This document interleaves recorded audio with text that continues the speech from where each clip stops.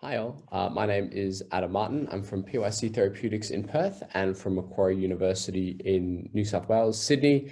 And I'm super excited to be presenting my Nyholm lecture to you guys called How Metal is Keeping You Alive. You can also find me on Twitter at the handle that you see there, docmartin_Oz. So first thing I want to call out is Sir Ronald Nyholm, whom these lectures are named after. He was an Australian chemist born in Broken Hill, New South Wales. He studied chemistry at the University of Sydney and before he moved to the University College London to do a PhD in 1950. He finished that up and he moved back to Sydney, where he became president of the Royal Society of New South Wales in the mid-50s. And Sir Ronald Nyholm was a big fan of metals as well. His research was actually mainly concerned with transition metal chemistry. So he reported a whole bunch of new complexes and compounds that no one had ever seen before. And I think this is a big driver of why a lot of people do chemistry. It's why I did chemistry, because I had the chance to make new molecules, cool molecules that no one had ever seen before. And that feeling of discovery is quite exciting. So he also developed this theory called VSEPR alongside his colleague Ronald Gillespie, which basically uses it. You can predict molecular shape from looking at a compound and understanding how many lone electron pairs it has. So for example, you take water. Water has 2 lone pairs there. So from Sir Ronald Nyholm's theory, you would predict that it has a bent structure as opposed to a linear structure, which something like carbon dioxide has, and carbon dioxide obviously has no shared electrons there. So a little bit on me, I grew up in Perth, Western Australia. I went to high school in Perth and I did chemistry, physics, and both maths subjects. And then I figured that gave me a good base to explore sort of whatever I wanted to do at uni, whether it was sort of chemistry, physics, like a neuroscience or sort of medical sciences. I ended up doing nanotechnology at Curtin Uni because I thought it sounded very exciting. And it was a real big thing at the time, pardon the pun. So in nanotech, I did a lot of chemistry, I did a lot of physics, and I did a bit of maths as well. Whilst I did enjoy physics, chemistry was definitely the thing that I loved most. So I loved being in the lab, I loved doing the reactions, I loved the write-ups a little bit less, but the thrill of I guess making new molecules was really exciting for me. So then I decided to do a PhD, which I did at the University of Western Australia. And during my PhD, I made a bunch of cool molecules. And, you know, obviously being a chemist, there's always the risk that you start a few fires. I actually managed to not start any fires, which was nice, but I can't say the same for the people who worked around me. So you get pretty well trained at using a fire extinguisher. So then when I finished up at the University of Western Australia, I then moved to the University of Nottingham in the UK. So it's like smack bang in the middle of England. Bit chilly, and my work there was sort of similar but different. So I was trying to make, I guess you could call it a molecular sponge. So if you think about a sponge and how it works, you put it on a wet surface and it soaks up water. And how it does this is that it has all of these pores inside the sponge. So the water basically moves through capillary action up the pores, off the surface, up the pores into the sponge, which then holds the water. And my job there in Nottingham was to make molecules which could do this, right? But not for water, for gases. So these were the sort of molecules that we used to make. And you can see they have lots of pores, just like a sponge. And in these pores, you could fit various gases. Now, why would you want to do that? There was a big push, there still is a big push for renewable energy, right? So if you think about your hydrogen powered buses, the hydrogen is actually like compressed into a tank and it's liquefied, which is actually kind of dangerous. If anything were to ever compromise the integrity of that tank, it could be pretty dangerous. And we used to make these even for trying to clean up like CO2 emissions from industry, right? So you put these crystals at a bed on top of like a pipe, and then the crystals would sort of capture the CO2 and prevent it from going into the atmosphere and causing like greenhouse effects. So I finished that up after a couple of years and I moved over to Sydney, back to Australia, over to lovely sunny Sydney, where I was for about 6.5 years. So my research over in Sydney, I started working on peptides. So peptides are just long strings of amino acids. Amino acids are obviously super, super important for our everyday living and just life in general. So I basically use these peptides to form hydrogels. If you're wondering what a hydrogel is, you think about like jelly, hair gel, toothpaste, these are all gels, right? They're basically, if you took like a sample of them and flipped it upside down, they wouldn't fall down, right? So they sort of resist gravity. That's probably the easiest way to define a hydrogel. So believe it or not, your brain is actually a lot like a hydrogel. So your brain, even though it looks like this sort of solid object, is actually quite gelatinous.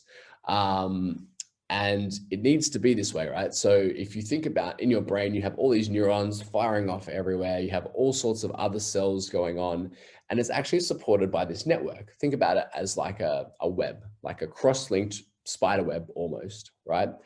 And that spider web is called the extracellular matrix. It supports all of your cells. And I used to design materials which would mimic this brain extracellular matrix. And then what we used to do is we used to put neurons into this matrix, and we used to study the early stages of disease. So we would take neurons which were diseased, we'd put them in the brain model, and then we try and study how like Alzheimer's or different dementias sort of began and how they propagated through to a late stage. And the reason that you would do this is because Alzheimer's is a particularly devastating form of dementia. And when people normally go to the doc and say, hey doc, I've been having some memory issues, this, that, and the other, it's normally too late for treatment. The disease is already at such an advanced state that there's really nothing that can be done to reverse the progression. So really you need to catch these diseases probably 20 to 30 years earlier than when someone walks into a doctor's office. And that's what we're trying to do. We're trying to figure out what makes the early stages of dementia. What do we need to look for in order to make the diagnosis so that we can treat people early and reverse the causes and the symptoms of these diseases.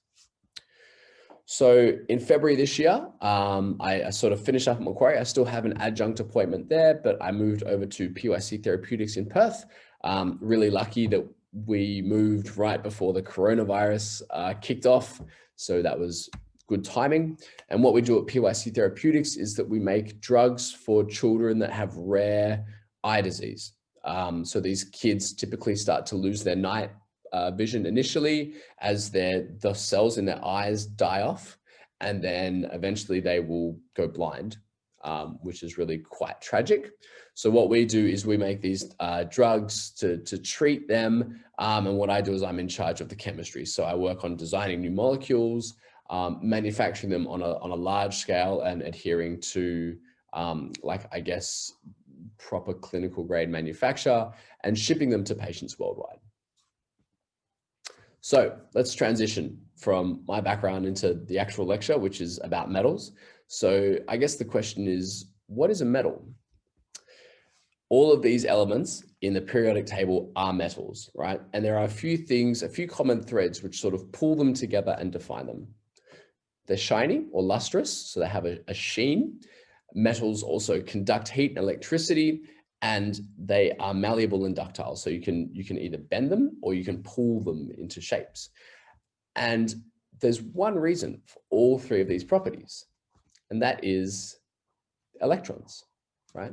So if you think about electrons in something like sodium chloride, that's an ionic bond, right? There's no sharing there. So here sodium is the baby and the bunny is chloride, takes the electron, right? Sodium has this electron, says, hey, look, this is mine. And chlorine just comes in and goes, yoink, takes it, runs off. And that's their ionic bond, right? That's pretty much how it rolls. Whereas in metals, it's more like our friend Salt Bay over here, right? Where metal atoms are just happy to sort of sprinkle their electrons amongst other metal atoms. And it's all very sharing and lovey, right? But that is what gives metals their major properties: shiny, lustrous, conducts heat or electricity, and ductile and malleable. But I will stress not all metals are the same. So I'm not going to go through the whole periodic table, but you have your first row, or for you guys, first row here, the alkali metals. So if you think about this is like lithium, sodium, potassium, et cetera, the metals that have that +1 charge when they're ionized. And I guess they're really different dependent on the context, right? So if you add sodium to water, it's not going to go well for you, right? Like we've seen this in the lab before. People have accidentally put a chunk of sodium metal underwater. It reacts, gets super hot, and it explodes. If you put it in a bin with paper towels, they'll catch fire. But sodium with chlorine, delicious, right? So sodium, super reactive, chlorine, super toxic gas, mix them together, delicious table salt. So I guess the context in which you have your metal is very important. Like sodium in your body is very important for a number of processes, including like nerve channels. So if you don't have any sodium channels, you die. That's actually how a lot of like octopus and snail toxins, all those sort of things, they block the sodium channels in your brain. They paralyze you. You can't breathe, and eventually then you die. So it's, you know, sodium plays a super important role in the body. And then you have your alkali metals, which are the next column across there: magnesium, calcium, etc. And these are more reactive. This is a really nice example showing that things are more reactive as you go down the periodic table, right? So if you put magnesium in water, it's going to sit there and do nothing, right? Whereas if you put barium in water, it's going to fizz, right? You're going to get quite a high rate of reaction. And the reason for that is in your heavy elements, let's say barium, for example, the electron is a long way. So this is my electron, this is my nucleus. The electron is a long way from the nucleus, right? So the nucleus doesn't have that pull on the electron that it does in like magnesium, where it's here and it's really tightly bound to the nucleus, and the nucleus doesn't want to let the electron go. With barium, because it's out here, it doesn't really care, right? The nucleus exerts less of a force on the electron, so it can leave more easily. And of course, these metals are super important in the body as well. So magnesium is important, calcium, very important for your bones as well. Transition metals are probably my favorite because they give you beautiful colors in amongst many other very nice things. You'll find all of the precious metals here. So gold, silver, palladium, platinum. So this sort of little 4 elements, very precious metals. And of course, they are responsible for a large number of things in your body as well. So blood, for example, has its red color due to iron. Copper wire, used for any number of things, right? So we used to use it in the lab for reactions as a catalyst, but you know it from like your internet, like your phone lines, your internet lines, communications, because it's a really, really good conductor. And fireworks. Fireworks are actually caused by different metals, right? So red is typically from strontium, yellow from sodium, blue from copper, and there's a whole bunch of elements that you can use to give different colors. Magnesium is white in fireworks. So the next time you see fireworks, the colors are actually from metals. I guess the key is that metals are all around us. So in the body, I guess what I'll start with is talking about iron. So iron plays a key role in a protein called hemoglobin. So you'll see this sort of messy looking thing here, and this is a protein structure. And the way to think about it is a protein is just a string of amino acids, right? So think about it like a rope. A rope is just a string of sort of threads, right? And if I want to tie a ship to a wharf, right? Having a rope, a straight rope laid down on the jetty is pretty useless, right? If I want to tie a ship to a wharf, I actually need to know how to knot the rope. I need to throw it over to the ship, get them to knot it, tie it to the wharf, knot it there, and then my knotting will work. By the same token, with proteins, right? If you just have a string of amino acids and a flat protein, it's useless. Proteins derive all of their function from their structure, right? So it needs to be folded in a certain way to be able to actually do stuff in your body. And all this diagram is showing you is how the protein is folded, right? So in your blood, you have plasma, red blood cells, white blood cells, platelets, and hemoglobin is found in the red blood cells. What it does is it takes oxygen and transports it from your lungs to the rest of your body, fingers, head, toes, wherever it needs to be. And it makes up 35% of red blood cells. And then the nice thing is that once it transports oxygen, let's say to your fingers, right, the oxygen gets released, then some carbon dioxide comes back, binds to the heme, travels back into your lungs, right, where it's released again, and you exhale carbon dioxide there. So it's a really, really neat system. The real stars of this protein are circled in green here. They're molecules, and the molecule is called heme. So heme is a bit like a donut. It's planar, it's cyclic, right? And what fits perfectly in this gap is iron. So what happens here is the iron fits in the gap and then begins to bind. It binds to oxygen, and that's what gets shuttled around in your body to wherever it needs to go. So your heart pumps, it pumps this red blood cell, the oxygen detaches when it gets where it needs to be, and then you bind like carbon dioxide instead, and that travels back to your lungs. So in disease, you have, for example, things like anemia. So I'm sure a lot of you have heard of anemia. It's the most common blood disease in the world today, and it affects over 1 billion people due to a lack of iron. So it can either be from blood loss, you're not producing enough red blood cells, or increased destruction of red blood cells. So this is sort of what healthy red blood cells look like. And this is what anemic red blood cells look like. And you can see there's some smeared red blood cells, and they don't look terribly happy, right? You typically, because you're not getting enough energy, you're not getting enough oxygen. So you typically have like fatigue, shortness of breath, and weakness, some of the symptoms. And to treat you, the doc says, take some iron, right? But whenever you take iron, and if it's real bad, you have a blood transfusion, but normally just iron tablets. Whenever you take iron tablets, they always tell you take it with vitamin C, right? And the reason is because the iron they give you is actually not soluble, right? So you have this like horrendous tasting capsule. And if you don't have it with vitamin C, it's just going to sit in your gut and get eliminated, right? It doesn't actually get absorbed by your body at all. So in order for it to be absorbed, you need something like ascorbic acid. So what that actually does is it takes the iron and it chelates it like this. And then this complex actually gets taken up by your body and then metabolized and delivers iron to your body. So that's why you need to take your iron tablets with something like vitamin C.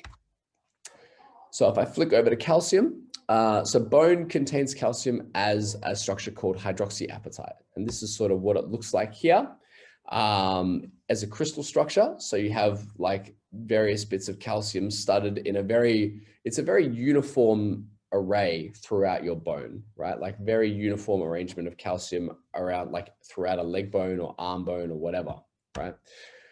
The thing about bone is that it's constantly being remodeled. It's not a static system, right? Like you don't have a bone in your arm and that's it for the next 60, 70 years, 80, 90, whatever years of your life. It's constantly undergoing remodeling, right? So some might dissolve and some more calcium comes in. And this is why it's super important to always keep up your calcium intake, because it needs to facilitate the remodeling of this bone. So you have an equilibrium between, I guess, like bone out and bone in. And osteoporosis is when this gets thrown out of balance, right? Where you're not having enough calcium and bone being formed versus the amount that's being lost. And what it means is your bones sort of become spongy and weak. So it's the main cause of bone breaks in elderly people. And it actually affects a whole bunch, like over 70% of people over 80. The way to think about it is like a Jenga game, right? So if your bone is a big Jenga pile and you're slowly pulling little bits of the tower out without putting new bits back in, and then eventually what happens is that tower collapses, right? And that's sort of how osteoporosis works. Calcium is also super essential for healthy firing neurons. So it's really important in your brain. To put it into context, in your brain, you have about 100 billion neurons, right? So to put that number in context, because it's pretty big and it's hard to imagine, think about the MCG. I'm not sure if any one of you have actually been to the MCG, but it's huge, right? Like it's bigger than Optus Stadium for sure. It can fit 100,000 people in. And imagine filling up the MCG with tennis balls to the roof, right? That is 12 billion tennis balls that it would take to fill the MCG. So that's 12 billion neurons there, but you have 100 billion in your brain. That is 9 MCGs worth of filled to the brim with tennis balls. That's how many neurons that you have in your brain right now, right? And calcium is actually super important for how these neurons work. So basically what you have in your neuron is this little gate, right? And when you touch something, like if I touch my hand there, it sends an electrical signal all the way up my neuron to my brain, right? And it goes to the calcium gate. And the calcium gate says, hey, something's happened, right? It's got this voltage signal, something's happened. Let's open up the gate. So it opens the gate, the calcium ions flood in, and this space gets super rich in calcium. And then the neuron's like, well, we're a bit overloaded with calcium, and then releases all of these neurotransmitters and calcium bits into this space here, which then get picked up by the next neuron in the chain. And that is basically how your neurons signal to each other. It's through calcium, right? That's probably how that works when you have all the calcium in the neuron and then it's just fighting to get out of the neuron there. And that's how the signaling in your brain works. So for me, as I said before, I used to design gels which mimic the brain. We'd make molecules in the lab, which sort of formed fibers and formed these brain-like jellies. You'd actually add the calcium, which then the calcium played a super important role because it cross-links all the fibers. So I don't know if you guys have watched MasterChef, but you see like some of the times when they make little gel balls, they inject a solution into a bath, and that bath is actually a calcium. It's a calcium bath. So the calcium cross-links whatever the thing is they inject, it's alginate, and it cross-links it and it forms a gel. And we formed our gels in much the same way. We would just add calcium and bang, instant jelly, instant brain jelly. And then you add neurons and you sort of watch them grow. So that's what our gels used to look like there. And that's what the neurons on top of the gels used to look like. Unfortunately, I've recently switched to a Mac and this video doesn't work and I'm not sure why I've included it. So I apologize for that. Essentially, it's a live video of neurons firing on the gel. So you see basically what you see in this video is that you have pulsing neurons, randomly pulsing neurons throughout the substructure. I'll try and see if I can fix that and play it in the Q&A session for you guys. So in summary, metals are super important, right? They are absolutely keeping us alive. They're really good at sharing electrons with each other, and that's what gives metals some of their unique properties. They have a lot of uses in the world around us. Fireworks, phone lines, structures, etc. Everything around you pretty much contains metal, right? And I only touched on two, right? Like I talked about iron, which you need for transporting oxygen throughout your body. And I talked about calcium, which is important for healthy bones and healthy neurons. But there's a whole bunch of others that I didn't even talk about, like zinc, copper, which gives you the color of your skin and your hair. Copper is super important for that. Magnesium, selenium, there's a whole bunch of other sodium, of other metals that are really important in your body. So with that, I think we're at the end of time. So thank you so much for your time. Thanks to Macquarie and the RACI, and thanks to Sir Ronald Nyholm. And thank you all for your kind attention. And I'm happy to take any questions that you may have. Cheers.